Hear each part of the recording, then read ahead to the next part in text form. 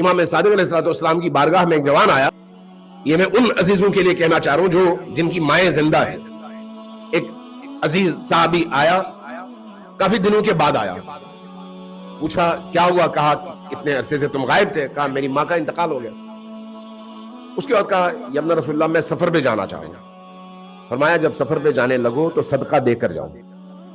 کہا یا ابن رسول اللہ آج سے پہلے جب کبھی میں آپ کی بارگاہ میں حاضر ہوا کبھی آپ نے سفر سے پہلے مجھے یہ نصیحت نہیں کی, اس دفعہ کیوں کی؟ فرمایا اس لیے کہ اب تمہاری ماں نہیں ہے. کیوں؟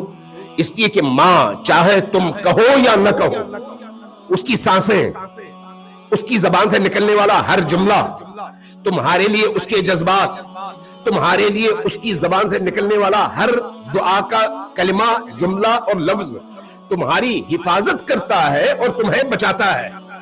اب چونکہ وہ نہیں ہے اس لیے تمہیں صدقے کے ذریعے سے بلاؤں کو ٹالنا ہے.